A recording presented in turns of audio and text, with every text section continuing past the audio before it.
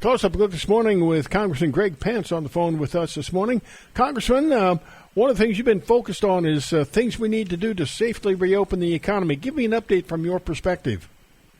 Yeah, thanks, John. Well, I like to say it's not just my perspective. It's our constituents here in the 6th District. I've been out and about, as you well know, out in the district talking to different folks about what the needs and what their perspective was in terms of opening up schools, where we're at with fighting COVID and how businesses are going. And I've gotten from parents. My youngest is 31, so I don't have any young kids in school. But the parents are telling me they really like their kids to go back to classroom school. They want it to be done safely. Doesn't necessarily have to be done every day, but they'd like to see some plan. The kids are staying home, and they need that social interaction. So it was almost surprising to me, John, how much the parents came up to me and said, I really think we ought to open back up. So I shared that. My response to that is it should be done on a school corporation basis, county by county, city by city, depending on how things are going as far as the pandemic is concerned. Here in Indiana, we've seen some uptick, but mortality remains low. That hasn't tremendously upticked, and businesses are getting back going, John. So that's a good thing. And I'm out in Washington, D.C. today, for a couple of weeks, and we'll see what happens out here, what some of the ideas coming forth are. Talking with Congressman Greg Pence this morning. You have been meeting in your sojourns around the 6th District, meeting with various law enforcement officials and agencies. What are you hearing from them? I hear a little bit of frustration, John, and I like to remind them that I think what we see on some of the news across the country just doesn't really apply here in the Indiana 6th District. In Columbus, we got great law enforcement. In surrounding counties, we have great law enforcement. We have accountability. I've said this a couple of times, John. I have a police officer who lives down the street from me. I'm a good friend with current sheriff and the police chief. And I went to high school with the former sheriff. We know our law enforcement here. They're part of our community. And I really understand how in some of the bigger cities, that may not be the case. There's a distance and a disconnect between law enforcement and communities. But that's just not a problem we have here.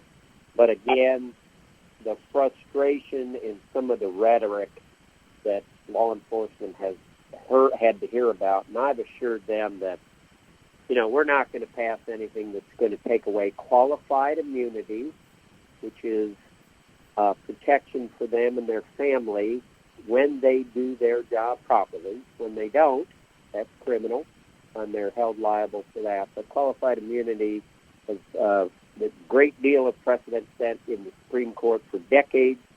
It protects them when they're doing their job. If they had to make a quick decision for the safety of themselves or others, that they are protected from that, and that is not going to change. It's just a lot of talk in the media about that. Not going to happen.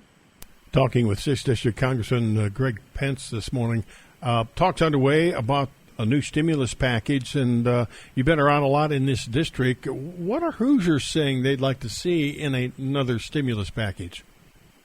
Yeah, I think John, there's some businesses and industries they're just not coming back, and for good reasons, and that's the restaurant industry, the entertainment industry. I've talked to some musicians who haven't been able to do their normal gigs, whether it's a wedding, a party or something like that. There's some industries out there that we all want to have, and we all want to be there when we come back. It's like, Indianapolis is based on travel, entertainment, restaurants. I remember many years ago that there was hardly anything downtown Indianapolis, and today it is a mecca of NCAA, Colts, Pacers, conventions, restaurants, and right now that's all all shut down. So I've heard folks really want that to be addressed in this stimulus. I don't think people are really they're not as concerned about getting another stimulus check. I met with 4 chambers last week in different communities, and one of the things that came up to me was this unemployment in the supplement, the extra $600. A lot of folks, a lot of businesses were telling me, I'm almost back up to speed to where we were a year ago, but I have some employees that don't want to come back because of the stimulus, and they said, please don't extend that stimulus. So that's going to be a very interesting conversation out here in Washington this week and next week. See where that goes. Talking with Congressman Greg Pence this morning. Congressman, I wonder at times if you're not a little lonely in D.C. because you've been, from the get-go, strongly opposed to voting by proxy. Are you seeing any more of your cohorts, or are you pretty much the lone wolf?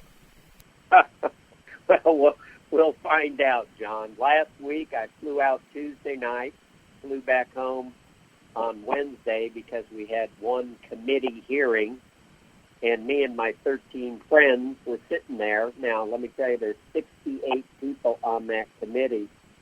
John, here was one of my favorite stories, and it actually went national. A little levity for your listeners today.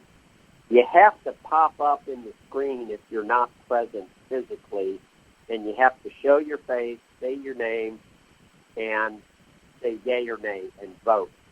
Well, the chairman couldn't get this one fellow from Phoenix, Arizona to pop up. He kept talking, but his face didn't show up on the great big giant screen for remote voting. And finally, the chairman said, if we don't see your face, you can't vote. So he popped up. Guess what he was doing, John? He was fishing out on a lake. That's good. I mean, you can't make this stuff up. And I'm sitting there with my 13 friends, and I'm in my suit and tie, as I should be, at a United States Representative congressional hearing. And he's got his fishing hat and his pole, and he's out on a lake. And he couldn't have been paying attention to what we were talking about. He couldn't have known what he was voting for.